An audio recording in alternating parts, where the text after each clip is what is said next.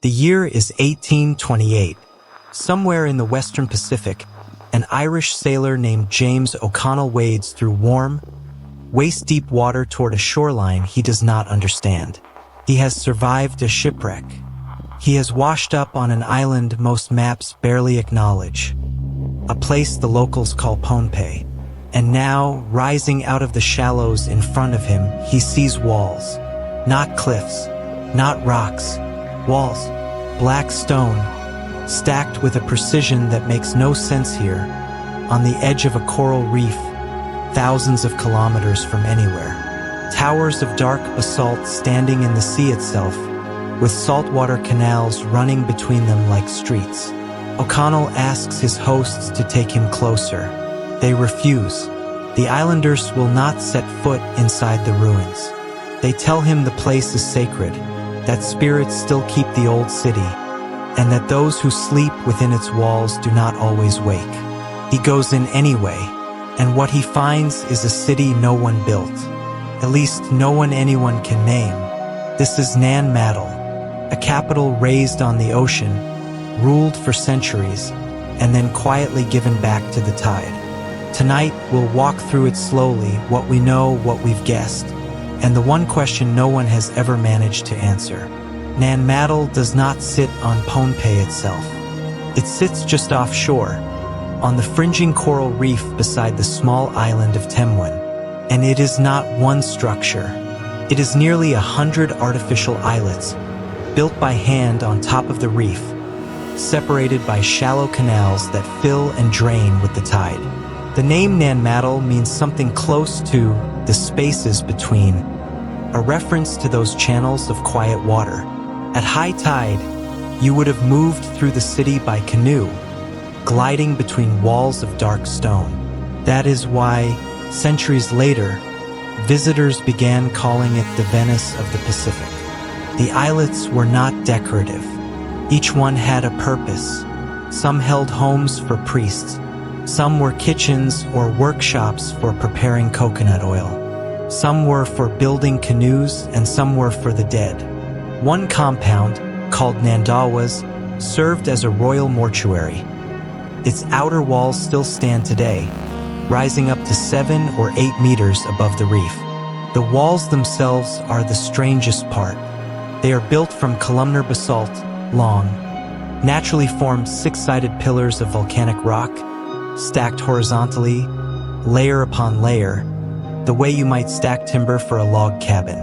Except these logs are stone. Many weigh several tons. The largest are estimated at around 50 tons. Archaeologists estimate that, in total, the builders moved hundreds of thousands of tons of stone out onto this reef. There is no other city like it in the Pacific. In some ways, there is no other city like it anywhere. So who lived here? People have been on Pohnpei for a very long time. Settlement on the island goes back roughly 2,000 years. But the megalithic city, the stone walls we see today, came later. Most estimates place the main construction around the 12th and 13th centuries, which makes Nan Madol roughly a contemporary of the great cathedrals of medieval Europe. It was built as a capital, the seat of a dynasty remembered as the Saudeleurs, the Lords of Deleur. According to Pohnpeian oral tradition, the Saudeleurs unified the entire island under a single rule, and they governed it from here, from a city deliberately set apart from the land, out on the water, where power could be concentrated, watched, and controlled. Because that seems to have been the point of Nan Madol. This was not a city of merchants or farmers. Archaeologists believe the resident population was small, likely under 1,000 people, and that most of them were chiefs, priests, and their attendants. The Saudeleurs reportedly required local nobles from across Pohnpei to come and live in the city, where their loyalty could be supervised. Everything had to be brought in. There is no fresh water on the islets. There is no soil for growing food. Every meal, every drop of drinking water, arrived by canoe from the main island, tribute flowing continuously from the people of Pohnpei to the lords on the reef. Oral tradition remembers the later Saudeleurs as harsh rulers, and remembers that resentment grew. It's worth pausing on that image for a moment. A ruling class that built its capital offshore, close enough to be seen from the land, far enough that no one could simply walk in. Whatever else Nan Madol was, it was a statement. Power made visible standing in the sea. Now we come to the part of the story that no one has solved. The basalt columns that make up Nan Madol did not come from the reef. They were quarried on the far side of Pohnpei. Sites have been identified on the opposite coast of the island, kilometers away, which means every column, including the ones weighing tens of tons, had to be moved. Across an island with no wheels, no metal tools, and no draft animals. The most common theory is water. Float the stones around the coast on rafts, then maneuver them into place at high tide. It is a reasonable idea, and it is probably part of the answer. But when researchers have tried to test it, they have run into a problem. The heaviest columns would likely have sunk any raft the builders could have made from local materials. Other suggestions involve log rollers over land, or moving stones along the reef itself. Each explanation works for some of the stones. None of them comfortably explains all of the stones. The people of Pohnpei have their own answer, and it is older than any of the theories. Tradition tells of two brothers, Olisiba and Olasopa, sorcerers who arrived from across the sea in search of a place to build an altar. When their first attempts failed, they performed a ritual, and the great stones rose into the air and flew, settling one by one onto the reef. Olasopa, the surviving brother, became the first Saudeleur. Archaeology tells us the city was built by human beings, over generations, with extraordinary effort and skill. The legend tells us how it felt, that even to the descendants of the builders, what stands on that reef seemed beyond ordinary human strength. Here's the thought I keep coming back to. We tend to assume that anything truly impressive must leave an explanation behind it.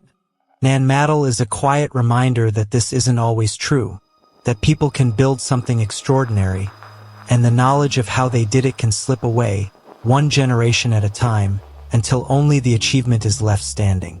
Dynasties end. On Pohnpei, tradition gives the ending a name, Isoclecal.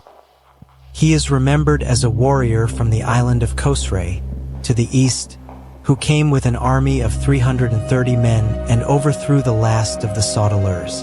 Isoclecal founded a new system of chieftainship, the non-Warki system, which, remarkably, still exists on Pohnpei today. But he did not keep Nan Madol as his capital in the way the Saudeleurs had. The new rulers eventually withdrew to the main island, and the city on the reef began, slowly, to empty.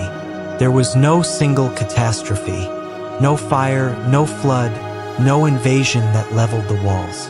The walls, in fact, never fell. They are still standing. What left was everything else. The tribute canoes, the ceremonies, the voices.